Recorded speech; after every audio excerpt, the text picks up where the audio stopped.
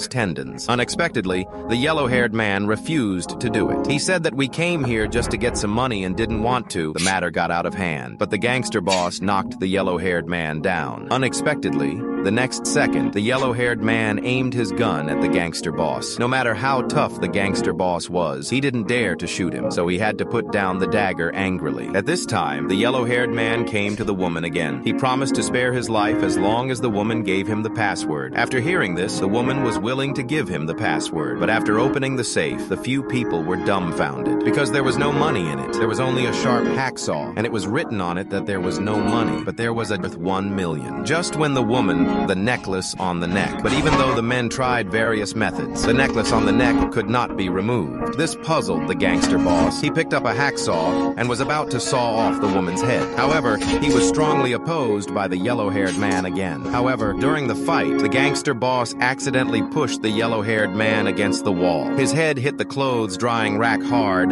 and he died on the spot. Now that the haired man was dead, no one could stop the gangster boss. He threatened to cut off the woman's head and bury it with his brother. Although the woman was scared after hearing this, she still raised the knife and fought back. But he was no match for the gangster boss. He was easily pushed to the ground in a few moves. The woman tried to get up, but was stabbed in the thigh. Just as the gangster boss was about to kill her, the woman used a photo frame to block the knife. While the gangster boss didn't react, the woman swung the iron and hit him hard. When the gangster boss woke up, he found himself leaning against the corpse. The two were equally matched. One was running away with his injured leg, while the other was chasing him with the corpse. Soon the woman escaped to the frozen lake. As a result, the gangster boss grabbed his ankle. Then he raised the knife and prepared to stab the woman, but he stabbed it right into the ice. At the same time, the ice suddenly began to crack. The body fell into the floating water. The gangster fell with him. The division was over. Unexpectedly, the gangster grabbed the woman again. The three of them fell into the water together. The gangster hugged the woman